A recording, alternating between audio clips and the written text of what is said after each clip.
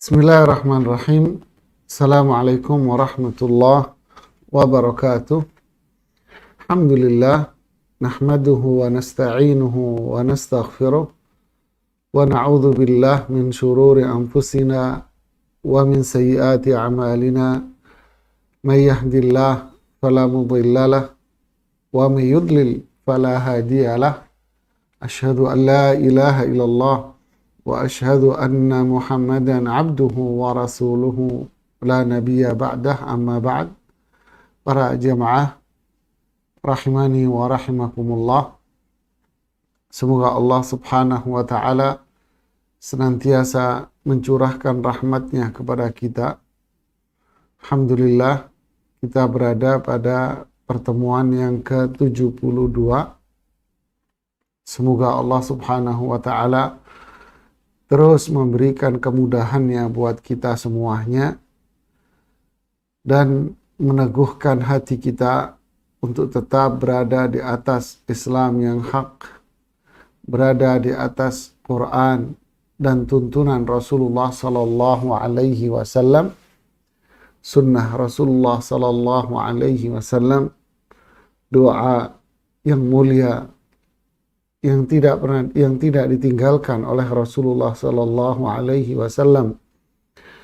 Ya muthabbital qulub, tsabbit qulubana ala dinik. Wahai zat yang bolak-balikkan hati, teguhkan hati kita di atas Islam yang hak. Para jamaah sekalian, pada pertemuan yang lalu kita membahas tentang hakikat dari taubat nasuha. Imam Ibnu Qayyim menjelaskan bahwa taubat nasuha itu harus meninggalkan semua dosa-dosa, semua kemaksiatan, semua perkara-perkara yang dilarang oleh Allah subhanahu wa ta'ala dan dilarang oleh Rasulullah sallallahu alaihi wasallam. Semuanya ditinggalkan. Lalu apa inti dari dosa-dosa ini? Perkara-perkara yang dilarang oleh Allah subhanahu wa ta'ala. Kemarin kita sudah membahas satu dari itu semua, yaitu kekufuran. Ya, kekufuran, pengingkaran. Kita sebutkan bahwa kufur ini ada dua, ya, kufur besar dan kufur kecil. Apa yang membedakan antara kufur besar dengan kufur kecil? Kufur besar tentu menjadikan pelakunya keluar dari Islam, yang artinya dia akan kekal di dalam neraka jahanam. Seperti yang disebutkan dalam banyak ayat di dalam Al-Quran, bahwa Allah subhanahu wa ta'ala mengabarkan kepada kita mereka-mereka yang keluar dari Islam, mereka yang kafir akan berada di dalam neraka kekal selama-lamanya. Adapun yang disebut dengan kufur kecil, itu adalah hadis-hadis yang disebutkan oleh Rasulullah SAW, dan para ulama menyebutkan ada indikasi dari hadis-hadis yang lainnya. Ada hadis-hadis yang lain yang menyebutkan bahwa ini bukan yang dimaksud dengan kufur besar, tetapi itu adalah kufur kecil. Artinya pelakunya terancam dengan azab Allah. Artinya pelakunya terancam dengan azab Allah dan dia tetap dikatakan sebagai seorang yang muslim. Intinya intinya kufur kecil itu adalah kemaksiatan. Annal ma'asi kullaha min naw'il kufril asghar. Imam Ibnu Qayyim mengatakan semua kemaksiatan itu bagian dari kufur kecil. Jadi nama lain dari kemaksiatan itu ya kufur kecil ini.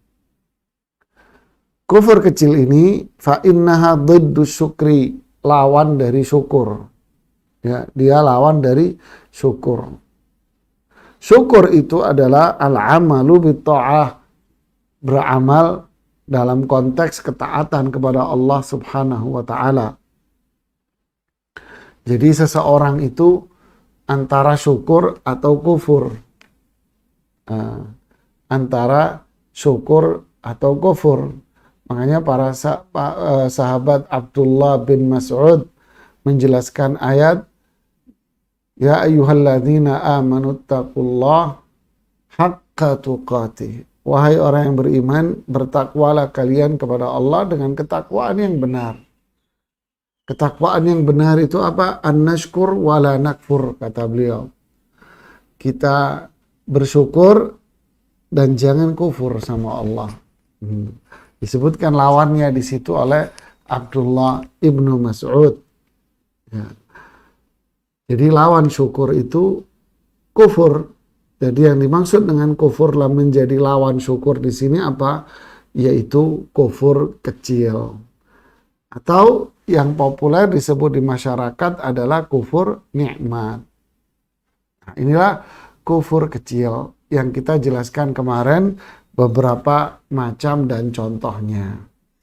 Nah, sekarang kita masuk pada kufur besar. Ya, apa saja yang dikategorikan sebagai kufur besar itu? Imam Ibnu Qayyim mengatakan, ammal kufur akbar fa khamsatu anwa'in. Adapun kufur besar itu ada 5 macam. Ya, kufur besar itu ada 5 macam. Ada 5 model kekufuran yang dikategorikan sebagai kufur besar. Apa saja itu? Yang pertama, kufur takdzib.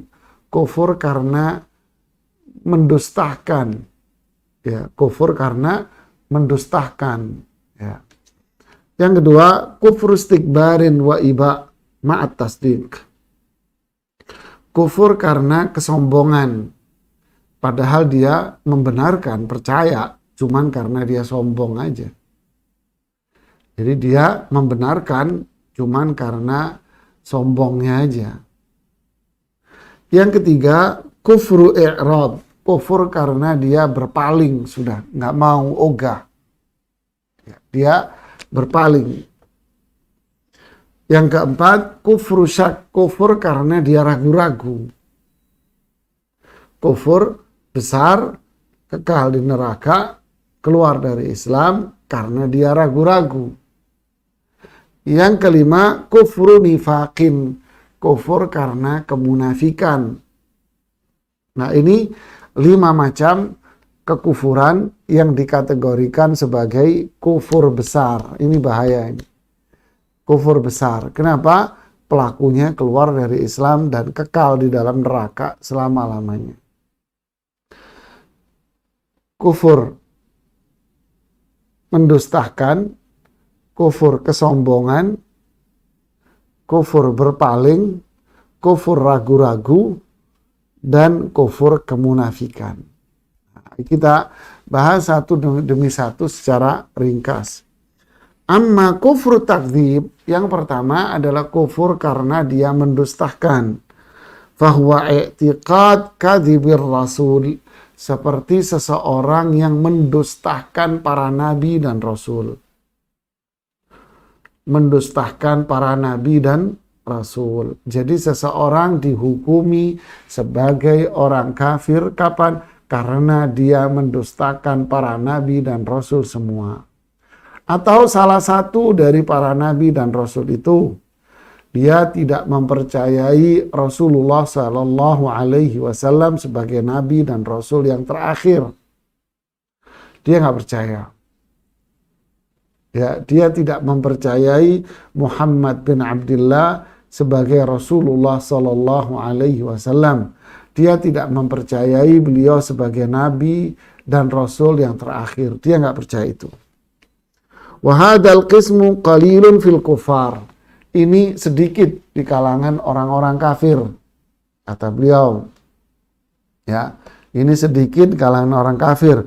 Fa innallaha ta'ala ayyada rusulahu wa a'ta minal barahin wal ayat ala sidqihim ma aqama bihil hujjah. Karena Allah Subhanahu wa ta'ala telah membekali para nabi dan rasul ini dengan bukti-bukti kuat akan kenabian mereka, yaitu apa? Mu'jizat. yang menguatkan apa yang disampaikan oleh para nabi dan rasul ini. Sehingga mereka tidak bisa menolak kenabiannya.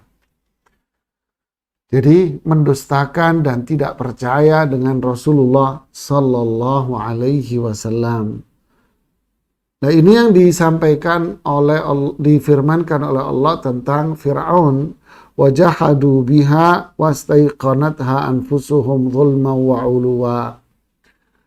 Wajahadu biha. Mereka itu sepertinya mengingkari Nabi Musa dan Nabi Harun. Wastaiqanatha, tapi sebetulnya jiwa mereka itu mengakui, ya, anfusuhum, jiwa mereka mengakui zulman wa uluwa, karena kezaliman dan kesombongan mereka. Fa innahum la yukadzibunak, mereka tidak akan mendustakanmu wahai Muhammad, wahai Rasulullah sallallahu alaihi wasallam. Ya, jadi kufur takdzib ini mendustakan dia dengan lisan. Ya, dia dengan lisan, dengan terang-terangan mengatakan bahwa Muhammad bin Abdullah itu bukan seorang nabi dan rasul. Andai ada orang mengatakan demikian, ya, bukan nabi dan rasul, maka dia telah keluar dari Islam saat itu juga, karena kekufuran dia jenisnya mendustakan. Nah, ini sedikit yang terjadi di kalangan orang-orang kafir, itu dikit. Yang kedua, ini yang paling banyak jamaah.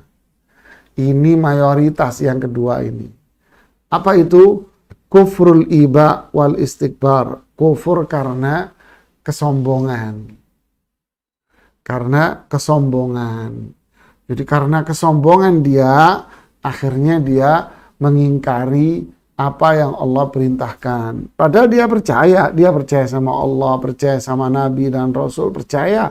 Tapi karena kesombongan dia, ya, maka dia akhirnya menolak hukum yang Allah tentukan, yang Allah turunkan, yang Rasul SAW ajarkan, dia tolak karena kesombongan dia. Seperti siapa? Seperti kekufuran iblis, laknatullah alaih. Iblis sombong dia. Dia disuruh oleh Allah Subhanahu wa taala untuk sujud kepada Nabi Adam. Tapi dia tidak mau karena kesombongan. Padahal dia percaya beriman kepada Allah, percaya sama Nabi Adam adalah seorang nabi. Dia percaya itu, cuman karena kesombongannya dia tidak mau taat dan tidak mau sujud.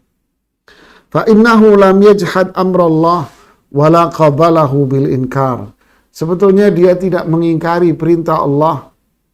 Ya, dia tidak mengingkari perintah Allah Subhanahu wa taala, tetapi dia menyikapi perintah Allah ini dengan sebuah kesombongan. Wa hadza kufru man arafa sidqar rasul. Inilah kekufuran orang-orang yang membenarkan Rasulullah SAW, mempercayai bahwa Rasul SAW, bahwa Muhammad bin Abdullah itu adalah seorang Rasul yang membawa kebenaran, tapi dia tidak mau taat. Ya, suruh pakai jilbab, nggak mau, enggak, ngapain gue pakai jilbab? Sombong, dengan kesombongan dia menolaknya karena faktor sombong dia. Ini bahaya, ini bahaya. Wahwal ghalibu ala kufri a'da'ir rusul. Ini mayoritas yang terjadi pada musuh-musuh para nabi dan rasul. Lihatlah Yahudi dan Nasrani. Mereka orang Yahudi itu tahu akan Rasulullah Sallallahu Alaihi Wasallam. Mereka tahu dari kitab-kitab suci mereka, seperti pelajaran sirah yang kita sampaikan pada kesempatan-kesempatan yang lalu. Jadi mereka tahu di dalam kitab suci mereka nanti akan turun seorang nabi dan rasul, ciri-cirinya begini dan begitu, dan sebagainya. Tahu mereka persis, tapi mereka tidak mau beriman. Kenapa? Karena kesombongan. Sombongnya dia. Alangkah banyaknya orang-orang yang seperti ini tidak mau tunduk dan patuh kepada perintah Allah dan Rasulnya karena mereka karena kesombongan yang ada pada diri mereka. Anu'minu li basyaraini mithlina, kata Fir'aun dan kaumnya, apakah kita beriman dengan dua orang manusia yang sama dengan kita? Maksudnya Nabi Musa dengan Harun. Wa qaumuhuma lana abidun, padahal kaumnya mereka ini, kaumnya penduduk kota, mereka semua bersujud kepada saya, beribadah kepada saya, terus saya disuruh beribadah kepada kamu. Karena kesombongan dia. Ya. Na'udzubillah, thumma na'udzubillah. In antum illa basyarun mithluna. Kalian itu hanya manusia sama seperti kita. Kadzabat Tsamud bitaghwaha. Jadi orang-orang Tsamud pun akhirnya kufur kepada Allah. Karena apa? Karena sikap mereka yang melampaui batas. Ya, na'udzubillah, thumma na'udzubillah. Inilah kekufuran yang terjadi pada Abu Thalib. Abu Thalib percaya bahwa ponakannya ini Nabi dan Rasul. Kalau nggak percaya ya nggak bakal dibela lah. Dibela bisa-bisan Rasulullah SAW oleh Abu Thalib. Tapi Abu Thalib tidak mau beriman. Bukan karena nggak percaya sama Rasulullah SAW. Tapi Abu Thalib tidak beriman karena apa? Sombong.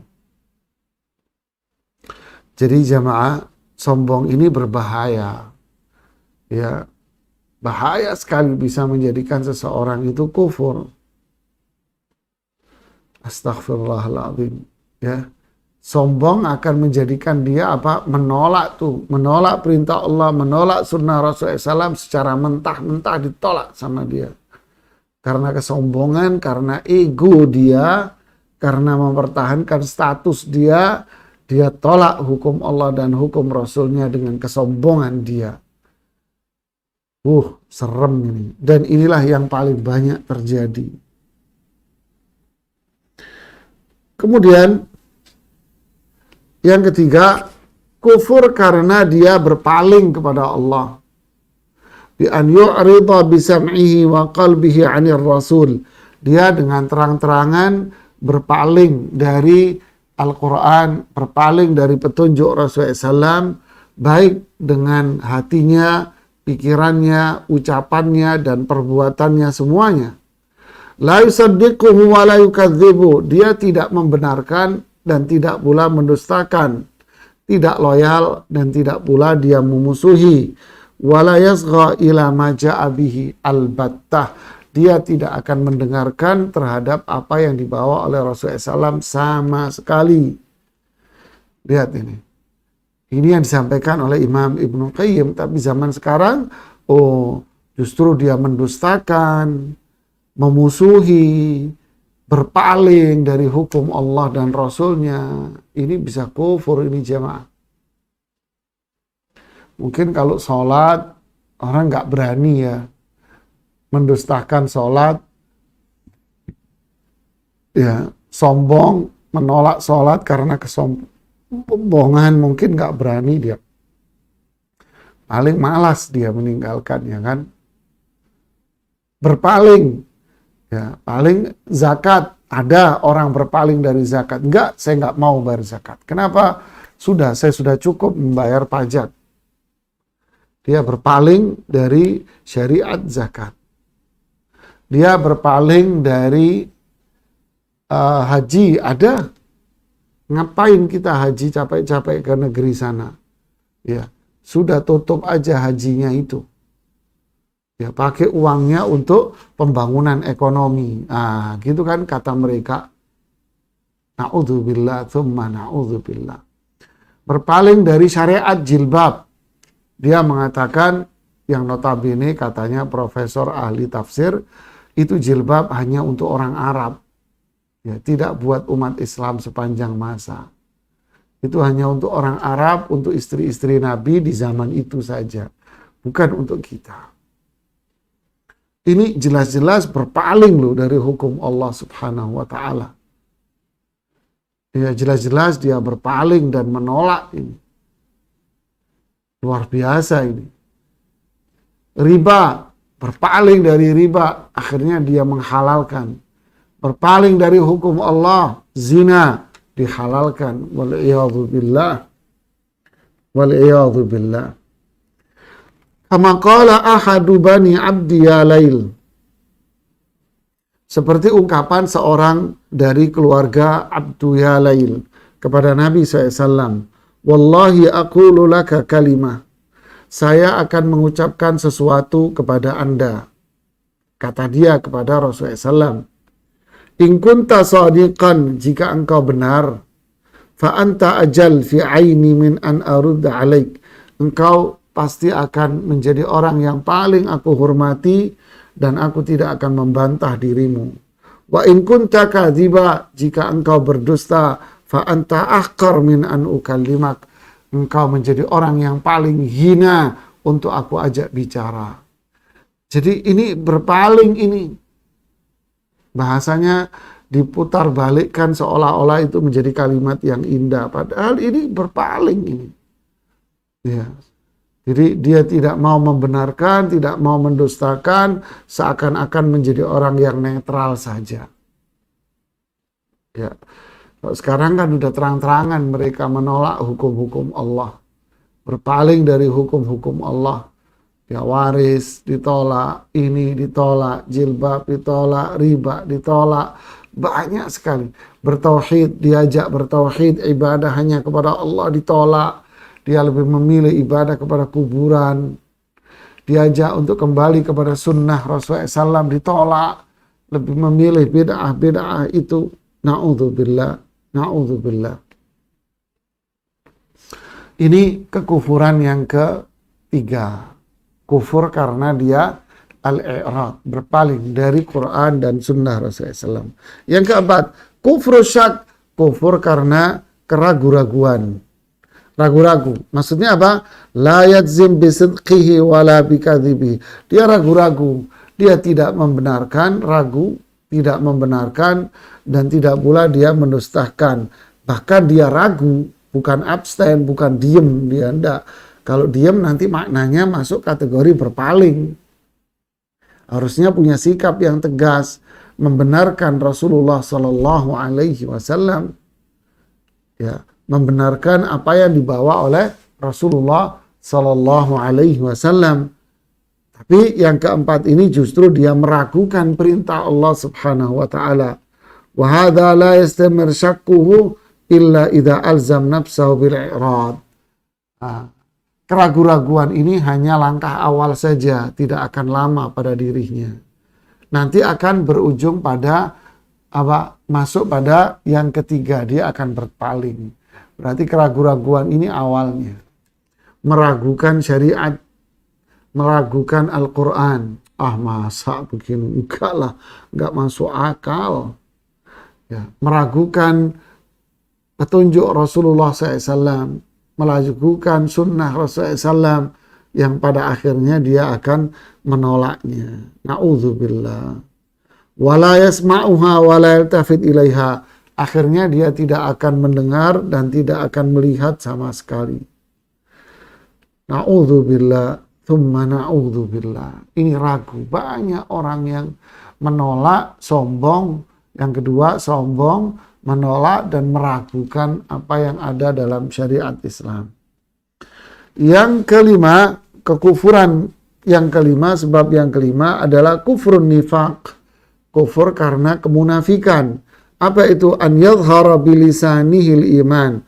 Dia menampakkan dengan ucapan dia seolah-olah dia menjadi orang yang beriman. Tetapi hatinya dia itu tidak percaya dengan Allah.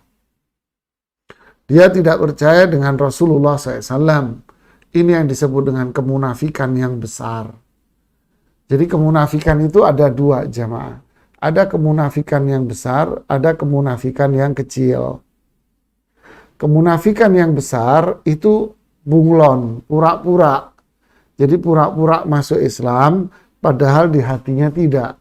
Seperti terjadi di zaman Rasulullah SAW dengan tokohnya namanya Abdullah bin Ubay bin Salul. Ya, daripada dia bonyok, mati, mending saya pura-pura masuk Islam saja. Jadi menunjukkan dengan lisannya dia masuk Islam, padahal hatinya dia itu orang yang kufur kepada Allah. Lalu kita tahu dari mana? Ya Allah yang mengabarkan kepada kita. Kalau hari-hari kita tidak tahu, kita hanya tahu dari ciri-ciri mereka. Ya. Nah, ini kemunafikan yang besar yang menjadikan dia kufur. Adapun kemunafikan kecil, dia orang beriman, hatinya dia beriman kepada Allah, hatinya beriman kepada Rasulullah sallallahu alaihi wasallam, membenarkan Quran, membenarkan hadis Nabi SAW, cuman dia memiliki sifat-sifat yang sama dengan orang munafik yang besar tadi. Apa sifatnya? Males sholatnya. Ya, kalau sholatnya males, yang lain pasti males. Kalau toh dia sholat, ya hanya nggak enak aja sama orang, ada tendensinya. Ini ibadahnya berantakan, puasanya, izinnya, semua ini hanya menghadapkan sanjungan nilai sosial di tengah masyarakat. Kalau berhubungan bersosial dengan masyarakat, lebih sering dia berbohong. Kalau dikasih amanat, khianat. Kalau ada janji dengan orang, dia tidak tepati. Kalau bermasalah sama orang, dia pasti curang. Nah, ini ciri-ciri mereka. Makanya kemunafikan yang seperti ini, jamaah, disebut oleh para ulama dengan istilah munafik yang berkaitan dengan perbuatan. Munafik amal. Kemunafikan yang kecil. Munafik yang perbuatan. Dosa, iya ini dosa besar. Tadi kufur kecil tadi itu. Ya, tapi kalau munafik yang besar, ya munafik yang besar, benar-benar besar, dia intinya adalah apa? Pura-pura dia masuk Islam, sebetulnya dalam hatinya itu kafir dan benci dengan Islam. Ya, inilah kekufuran, 5 model kekufuran. Ya, kufur karena dia mendustakan, kufur karena sombong, kufur karena dia berpaling, kufur karena ragu, dan kufur karena apa? Kemunafikan, kepura-puraan. Na'udzubillah, thumma na'udzubillah. Fahakikatul kufri, hakikat kufur itu kan pengingkaran, juhud. Jadi hakikat wa kufrul juhud, kufur pengingkaran. Jadi ada kufur berpaling. Ada lagi Ibnu Qayyim mengungkap kufur berpaling. Kufur mengingkari. Ada mengingkari secara keseluruhan, semua yang ada di dalam syariat diingkari. Seperti orang-orang liberalis. Kan diingkari itu, bisa semua itu diingkari. Sampai mereka, tokohnya mereka bikin disertasi doktornya apa? Rekonstruksi syariat Islam. Ada lagi di kampus-kampus yang katanya kampus Islam, membuat jurusan namanya Islam Jawa. Ya, maksudnya apa ini Pak Islam Jawa? Yaitu syariat Islam yang harus disesuaikan dengan kultur dan budaya Jawa. Na'udzubillah. Jadi diingkari semua yang ada di dalam syariat Islam, yang dibenarkan adalah budaya lokal. Justru apa yang ada di dalam Al-Quran itu harus cocok dengan budaya lokal. Jadi ini na'udzubillah, diputar balik karena diingkari yang ada dalam syariat Islam. Ada lagi pengingkaran yang bersifat parsial, ya, bersifat sebagian yang ada di dalam syariat Islam. Seperti yang kita sebutkan tadi, mengingkari syariat jihad, mengingkari syariat jilbab, mengingkari syariat riba, mengingkari syariat zina, mengingkari syariat mengingkari syariat riba, zina, syariat apa yang ada di dalam Quran dan hadis Rasulullah SAW diingkari semua. Mengingkari syariat jenggot, dituduh-tuduh, dikata-katain seperti ini itu. Astaghfirullahaladzim. Mengingkari syariat zakat, haji, diingkari oleh orang-orang yang seperti ini. Apalagi sampai keluar, kita akan mengurangi popularitas ya, pertumbuhan umat Islam di Indonesia. Nggak boleh banyak-banyak umat Islam, harus dikurangi. Umat Islam harus menyatu dengan orang-orang kafir itu, maksudnya dia. Waliyadzubillah. Ini benar-benar pengingkaran terhadap apa yang ada di dalam syariat Islam. Tentu ini adalah kekufuran yang harus dihindari. Wal'iyadzubillah. Na'udzubillah. Na'udzubillah. Jadi inilah gambaran tentang al-kufru. Kalau mau tobat nasuh, hilangkan semua pikiran-pikiran yang berkaitan dengan macam-macam kekufuran ini. Berarti masuk di dalamnya jamaah, apa itu? Semua bentuk kemaksiatan itu harus dihilangkan. Semua bentuk dosa besar harus dia jauhi, karena itu adalah apa? Kufur kecil. Ya, apalagi kufur besarnya dengan berbagai macam bentuk tadi itu yang dijelaskan. Na'udzubillah. Na'udzubillah. Ya. Jadi yang terakhir ini kufur karena dia mengingkari. Dia dengan terang-terangan mengingkari. Bukan dia mengingkari karena ketidaktahuan, kejahilan. Tidak. Dia tahu ayatnya, dia tahu haditsnya, tapi dia ingkari. Dia tahu jilbab itu ada dalilnya syar'i, ada ini ayatnya, ini hadits-haditsnya. Tahu tapi diingkari sama dia. Dia nggak percaya dengan syariat jilbab gitu. Riba udah jelas ayat-ayatnya tapi diingkari. Zakat udah jelas tapi ya dia mengingkari syariat zakat. Ya. Dan seterusnya apa yang ada di dalam syariat Islam di mana itu sudah disebutkan dengan dalil-dalil yang sangat jelas sekali. Oke, ini yang bisa kita sampaikan pada kesempatan hari ini. Pada pertemuan berikutnya kita akan bicara tentang apa itu tinggalkan syirik, ya, agar taubat kita bisa sempurna, tinggalkan berbagai macam bentuk syirik. Jadi judulnya tinggalkan kemusyrikan. Ya, wallahu a'lam bishawab. Ini yang bisa kita sampaikan. Semoga bermanfaat buat saya dan kita semuanya. Kita lihat ini pertanyaan-pertanyaan yang masuk. Wah, kayaknya banyak ini.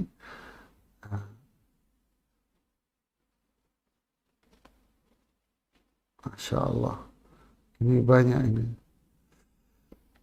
Yang pertama di sini dari Fitriyah Fatimah. Bagaimana pembagian hukum waris jika suami meninggal dunia dan meninggalkan satu orang istri dan dua orang anak laki-laki, dua orang anak, satu laki dan satu perempuan. Dan kedua orang tua rahimahullah masih ada. Dan dua saudara kandung, satu laki dan satu perempuan. Mohon penjelasannya Ustadz, jazakallahu khairan. Ya, bismillah, alhamdulillah, salatu wassalamu ala rasulillahi wa ba'd. Seseorang meninggal dunia dan dia meninggalkan ahli warisnya adalah istrinya, satu orang istri, kemudian ayahnya dia, kemudian ibunya, ibu kandungnya. Jadi istri, ayah, ibu kandung, kemudian dua orang anak, satu laki dan satu perempuan, kemudian dua saudara kandung, ya, satu laki dan satu perempuan. Siapakah ahli waris yang sebetulnya? Ini semua ahli waris kecuali saudara kandungnya. Istrinya, ya pasti. Ayahnya, ya pasti. Ibunya, iya pasti. Kedua anaknya, iya pasti. Adapun dua saudara kandungnya, ahli waris yang gugur, istilahnya gugur. Gugur, terhalang. Dia tersingkirkan menjadi ahli waris, tersingkirkan, dieliminir, ya, dieliminir, dipinggirin, terhalang. Apa yang menjadi penyebab saudara kandung ini terhalang? Ada dua penghalangnya dia. Yang pertama adalah ayah kandung. Ayah kandung ini menghalangi saudara-saudara kandung. Ayahnya dia menghalangi saudaranya. Kalau ada ayah, maka saudara-saudara kandung, saudara seayah, apa semua, ini hilang, bubar semua. Ya, hilang semua, bubar, terhalang. Ya, nggak dapat warisan. Kemudian yang kedua, ada anak laki-laki. Ya, anak laki-laki menghalangi saudara kandung. Jadi kalau ada anak laki, maka saudara kandungnya semuanya hilang. Saudara-saudaranya hilang. Ya. Nah, jadi ahli warisnya tinggal 4 orang saja. Istrinya, ayahnya, ibunya, anaknya. Nah, berapa pembagiannya? Si istri mendapatkan 1/8 karena punya anak, ya karena yang wafat punya anak. Kemudian sang ayah mendapatkan 1/6, ya. Sang ibu mendapatkan 1/6, ya. Sisanya diberikan kepada anak laki 1, anak perempuan 1, yang dibagi 3. Sisanya dibagi 3. Kok bisa? Ya, laki-laki 2 bagian, perempuan 1 bagian. Jadi 3 kan. Contoh nih Ibu Fitriah ya. Rahimahullah meninggalkan harta total 1 miliar. Maka istri dapat 1/8 dari 1 miliar. Si ayah dapat 1/6 dari 1 miliar. Si ibu dapat 1/6 dari 1 miliar. Nah, sisanya berapa 1 miliar tadi? 1 miliar tadi dipotong 1/8, 1 miliar dipotong 1/6, 1 miliar dipotong 1/6, sisanya berapa? Itulah yang diberikan kepada anak-anak yang dibagi 3. Anak laki 2 bagian, perempuan 1 bagian. Barakallahu fiik. Selamat membagi. Endang Susilawati, Masya Allah, Alhamdulillah. Si Fulan, kemudian ada Yani, ada Hijau Daun, ada Ibu Dian, Sukma, ya mau bertanya, Afwan Ustadz, Bekasinya di mana? Karena adik ibu saya juga di Bekasi, mau saya ajak ke kajian Ustadz, ya barakallahu fiik ya. Saya di daerah Pondok Gede Ibu. Ya, saya di daerah Pondok Gede, tepatnya di Jatiwaringin ya. Barakallahu fiik. Ibu Nelly Mardopo. Kemudian ada Balkis Haris. Ya, ini Balkis bertanya, bagaimana kalau ada orang sudah banyak berbuat maksiat? Semua maksiat sudah dilaksanakan. Sekarang dia sudah bertaubat nasuh, apakah taubatnya diterima? Oh iya dong. Kan Allah janji. Allah akan menerima semua taubatnya. Dan juga Allah mempunyai nama At-Tawwab. Itu nama Allah. Kita jelaskan di kajian Asmaul Husna. Nama Allah ini sempurna dalam kebaikan. Makanya disebut Al-Husna. Puncak dari segala kebaikan. Sempurna dalam kebaikannya. Kenapa nama Allah seperti At-Tawwab itu sempurna dalam kebaikannya? Karena nama Allah itu mengandung sifat.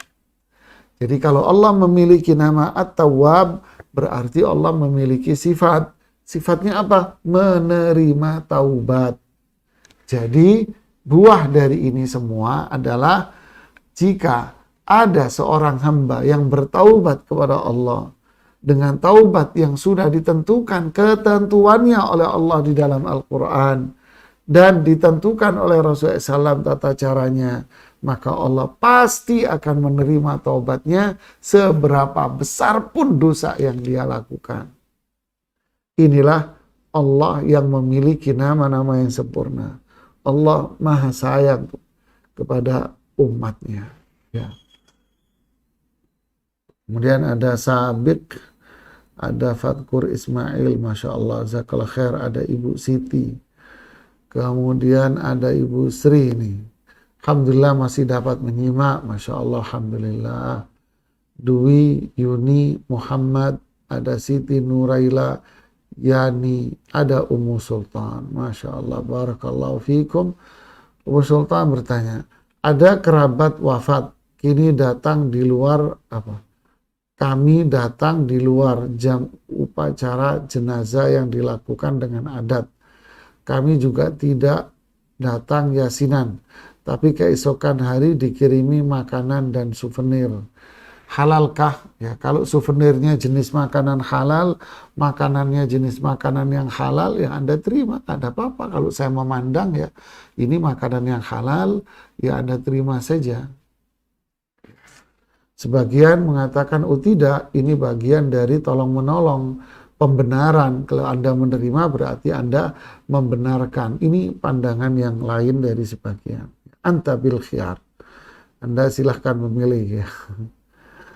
Ada Muhammad Fatih Al-Ghassan, Masya Allah. Ada Ummu Aisyah.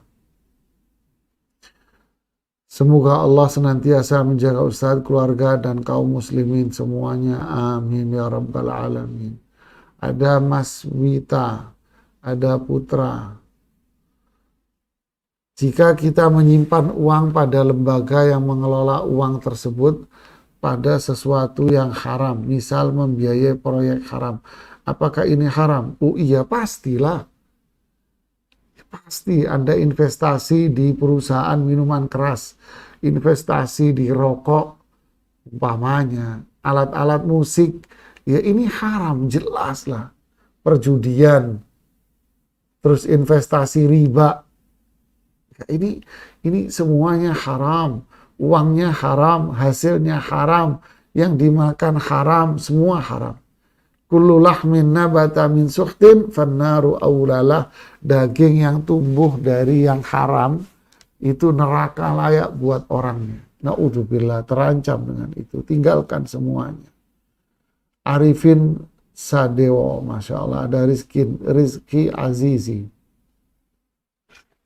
Arifin bertanya nih, bagaimana cara membedakan sakit kena bukhul orang lain dengan sakit secara alami supaya tidak terjadi fitnah?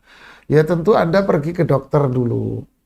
Ya, pergilah ke dokter, dilakukan pemeriksaan secara medis.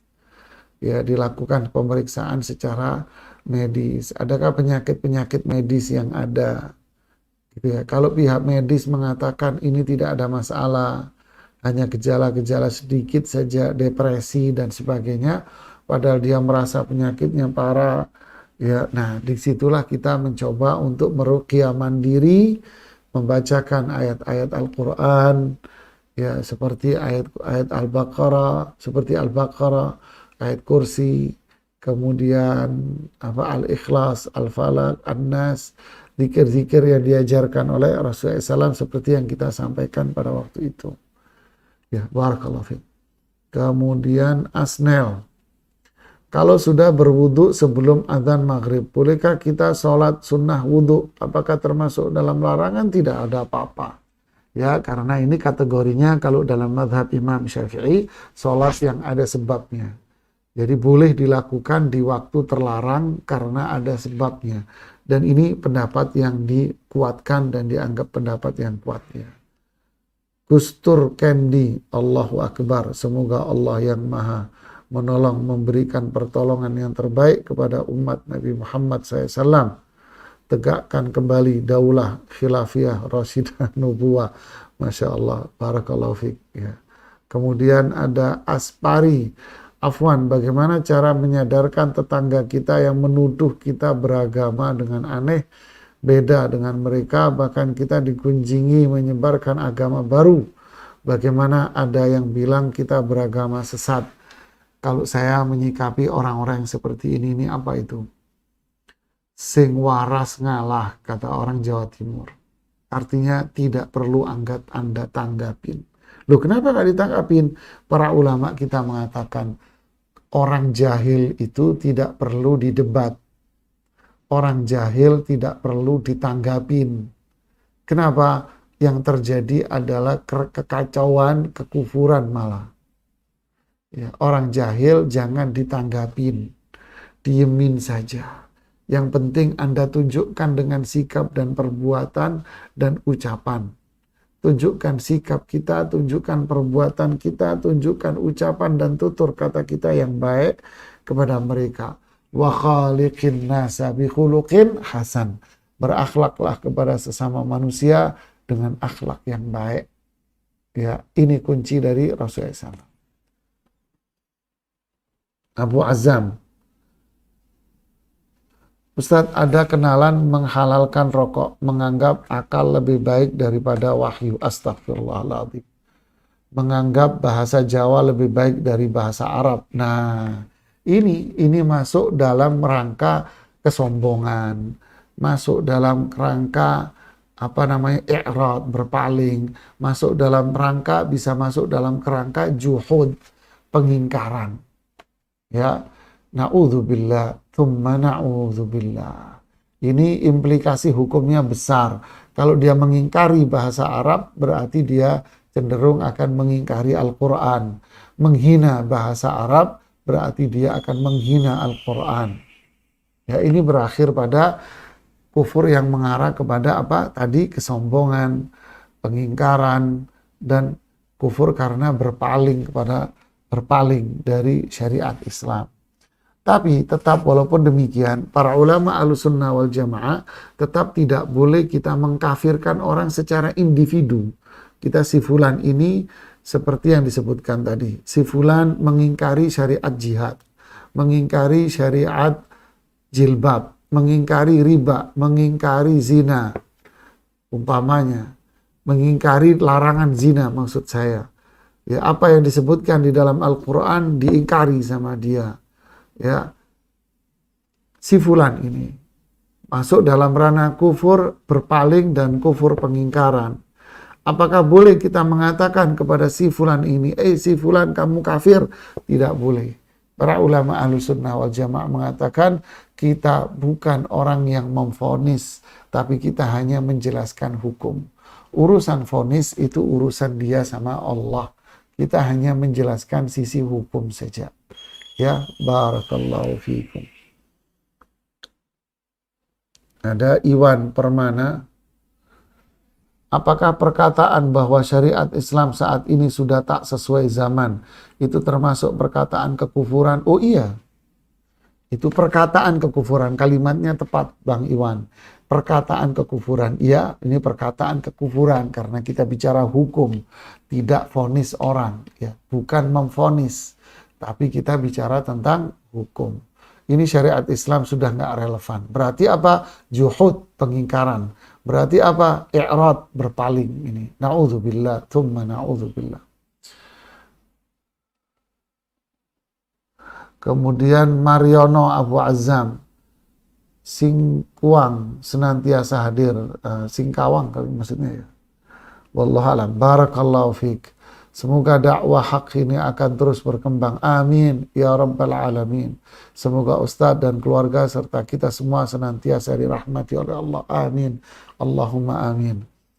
Dari Endang. Izin bertanya Ustadz. Apakah penghasilan yang sudah dipotong zakat setiap bulannya oleh pemerintah masih harus mengeluarkan zakat lagi? Tidak ada zakat setiap bulan, tidak ada. Ini kesalahan ya. Tidak ada zakat setiap bulan, tidak ada. Yang ada zakat itu ketentuan syariat, bukan ketentuan manusia. Ya, tidak ada zakat setiap bulan, tidak ada jamaah. Yang ada hanyalah zakat yang ada dengan ketentuan syariat Islam. Ya, zakat itu ada batas minimal harta. Kalau hartanya sampai pada batas minimal ini, berarti hartanya terkena zakat.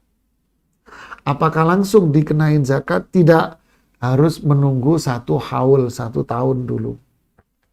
Si fulan Januari 2020 punya tabungan senilai 85 gram emas, umpamanya. Tabungan dia Januari sudah senilai 85 gram emas. Oke, tabungan dia alhamdulillah berkembang. Tabungan ya. Sampai di Januari 2021. Ya, 2021 tabungan dia tambah banyak. Ya, tabungan dia sekarang sudah sampai 200 juta. Kalau bicara tabungan berarti itu sudah penghasilan bersih setelah dipotong keperluan rumah tangga. Nah, sudah 1 tahun berarti sudah lebih dari 85 gram. Lebih dari 85 gram emas, sudah lewat 1 tahun, saat itulah tabungan dia terkena zakat. Adapun si fulan gajinya berapa? 10 juta umpamanya. Dipotong zakat? Tidak. Karena gaji ini belum sampai batas nisab. Ya. Dan kecil sekali, masih 10 juta. Dan itu pun masih belum 1 tahun. Ya, 10 juta dipakai buat keperluan rumah tangga, sisa 4 juta umpamanya. 4 juta terkumulasi 4 juta, 4 juta, 4 juta sampai nilai tabungan dia sampai lebih dari 85. Ditambah dengan emas yang dia punya di rumah. Ya, umpama. Nah, itulah kriteria zakat. Jadi bukan setiap bulan pokoknya gaji dipotong, tidak, enggak ada zakatnya di situ. Ya. Ya, kemudian ada alfarel. Maksud dari zakat perhiasan itu perhiasan yang dipakai sehari-hari ya. Para ulama bersepakat yang dimaksud dengan perhiasan itu adalah perhiasan yang tidak dipakai alias yang dibeli dengan tujuan invest. Nah, buat apa beli ini? Saya mau invest. Buat simpenan. Nah, ini yang kena zakat. Termasuk simpenan itu adalah perhiasan atau logam mulia. Ya, perhiasan ataupun logam mulia. Tapi kalau si ibu ini bilang, buat apa beli perhiasan ini? Ya buat dipakai lah. Nah, itu kan beda kan? Buat apa? Buat tabungan, celengan. Si beli emas buat tabungan. Nah, ketika dia bilang buat tabungan, buat invest, maka ini kena zakat. Baik perhiasan maupun logam mulia. Nah, ini sepakat para ulama kena zakat. Tapi kalau si fulan mengatakan buat apa beli ini mau saya pakai. Nah, di sini para ulama berbeda pendapat, para ulama fikih. Kebanyakan para ulama menilai tidak terkena zakat. Ya, barakallahu fiik. Ada Fernando, Kusno, ya Lucy.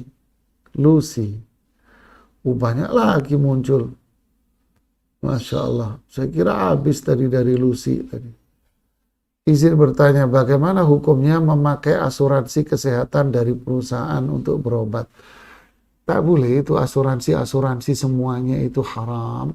Kenapa? Mengandung unsur qimar, gambling, perjudian, gharar, jahalah, ketidakjelasan. Ya, ada ini unsur-unsur yang membuat transaksi itu dilarang. Apa itu? Ada qimar, gambling, belum jelas apa yang ada pada dirinya ya, qimar, perjudian. Ya, kemudian ada jahalah, ketidakjelasan yang disebut dengan istilah gharar, nggak jelas gharar. Ya, ini yang menjadikan akad pada asuransi itu jadi haram. Ya, ada riba, penambahan nilai dengan cara yang tidak jelas. Ya. Jadi dia ikut asuransi daftar. Cicilan pertama, baru cicilan pertama terus sakit. Pembiayaannya harus 10 juta, 20 juta, 50 juta. Padahal dia baru ikut cicilan bayar 200 ribu, 300 ribu. Itu 10 juta duitnya siapa? Kan judi namanya. Riba namanya. Ketidakjelasan. Ikut, nggak jelas apa, kapan dia sakit, nggak tahu. Asuransi, ikut, terus berapa lama, 2 tahun, 3 tahun, 4 tahun, sehat walafiat, sakit kecil-kecil aja. Sehat walafiat. Asuransi mobil, sehat mobilnya, nggak pernah kecelakaan, nggak pernah ini, alhamdulillah, sampai habis. Nggak jelas buat apa, ini akad apa. Padahal jual beli itu kan ada barang, ada uang. Lah ini apa barangnya? Nggak ada barangnya. Ketidakjelasan semua menjadikan ini haram hukumnya. Ya, kecuali BPJS ini dibolehkan oleh para ulama karena bentuknya bukan bisnis. Bentuknya adalah bantuan dan santunan dari pemerintah. Tapi mereka yang mampu tidak dianjurkan untuk mengambil karena itu memang program bagi mereka yang tidak mampu dan itu dibantuan untuk mereka yang tidak mampu. Ya, barakallahu fiik. Mohon pencerahan kapan kita boleh melaknat. Apakah kalau melihat muslim dibantai kita boleh berdoa dan melaknat mereka? Ya, barakallahu fiik. Ya, ini kajian ibu-ibu yang di Majelis Ta'lim Ukhuwah Hijau Daun ya. orang laisal mu'minu bita'an walal la'an walal fahish walal badi. Rasulullah SAW bersabda dalam hadis riwayat Imam Muslim, orang Islam itu bukan tukang laknat. Laisal mu'minu bita'an walal la'an. Orang Muslim itu bukan tukang celah, bukan tukang laknat, la'an, walal fahish, bukan orang yang suka mengucapkan kata-kata yang kotor dan jorok. Tidak. Orang Muslim bukan tukang celah, bukan tukang maki-maki, bukan tukang jelek-jelekin orang, bukan suka menyebar aib orang lain, bukan tukang melaknat, bukan tukang orang yang suka ngomong kotor. Tidak. Orang Islam itu bicaranya santun. Kalau ada saudara kita dibantai, kewajiban kita apa? Mendoakan saudara-saudara kita yang terzolimi dan mendoakan orang-orang yang berbuat zalim kepada Allah. Boleh-boleh. Karena faktor mereka menzolimi saudara kita. Ya Allah, berilah pertolongan kepada orang-orang yang terzolimi dari saudara-saudara saya. Ya Allah, tunjukkanlah kekuasaan-Mu terhadap orang-orang yang menzalimi dan membantai saudara-saudara kita. Doa seperti ini dibolehkan. Ya, ini yang bisa saya sampaikan. Mungkin ya, barakallahu fiqh. Oh, ini ada Bang Kusna. Bagaimana hukumnya sholat mayit di makam? Nah, tidak apa-apa. Khusus sholat jenazah di makam boleh. Kenapa? Karena Rasulullah SAW pernah melakukan. Jadi di Masjid Nabawi ada seorang tukang nyapu-nyapu. Di dalam riwayat itu disebutkan perempuan, di riwayat yang lain disebutkan laki-laki. Suatu hari Rasulullah SAW datang mencari tukang sapu-sapu ini, marbot ini. Mana dia? Sahabat yang lain menjawab, wafat ya Rasulullah semalam. Kenapa kamu nggak ngasih tahu saya? Kemudian Rasulullah SAW mengatakan, tunjukkan saya ke makamnya. Akhirnya ditunjukin ke makamnya, kemudian beliau sholat jenazah di makamnya. Ini jadi boleh sholat jenazah di makam bagi mereka yang ketinggalan. Umpama dia dari luar kota datang mau takziah, jenazahnya sudah dimakamkan, maka dia boleh sholat jenazah di makamnya. Kalau laki di kepala, kalau perempuan di tengah, gitu ya. Barakallahu fiik. Nah, ini yang bisa saya sampaikan. Semoga bermanfaat buat semuanya. Ada Aspari ini, Ustadz, orang yang mengingkari ajaran Islam Quran, kita bilang ke yang bersangkutan sebagai pertanda keislamannya ada batal. Ya, masuk dalam 10 tanda-tanda pembatal keislaman. Oh iya, kita kasih tahu, hati-hati Bapak, yang Anda ucapkan, yang Anda perbuat ini dihukumi dalam Islam sebagai pembatal keimanan loh, hati-hati. Bukan berarti kita memvonis, tapi kita menyampaikan ancaman Allah dan ancaman Rasulullah Sallallahu Alaihi Wasallam. Ya, ini bagian dari dakwah. Ya, penggunaan asuransi dari perusahaan yang sifatnya wajib bagi pegawai. Ya kalau diwajibkan mau nggak mau ya udah mau diapain. Seperti BPJS diwajibkan. Nah kalau BPJS memang boleh silahkan Anda pakai. Ya kalau BPJS memang dibolehkan silahkan Anda pakai. Ya kalau biasanya kan perusahaan mewajibkan asuransi seperti BPJS ya dan sebagainya yang sifatnya itu santunan dan bantuan dari pemerintah. Ya itu dibolehkan. Yang saya bahas di sini adalah asuransi swasta. Ini yang selain dari BPJS. Ya, barakallahu fiik. Ini yang bisa saya sampaikan. Semoga bermanfaat buat saya dan kita semuanya. Kita akan lanjutkan kajian kita tentang resep bahagia Imam Ibnu Qayyim. Bagian dari bahasan kita tentang taubat nasuh. Apa itu? Hindari syirik. Ya, hindari syirik. Barakallahu fiik. Semoga bermanfaat buat saya dan kita semuanya. Subhanakallahumma bihamdik asyhadu an la ilaha illa anta astaghfiruka wa atubu ilaik. Assalamualaikum warahmatullahi wabarakatuh.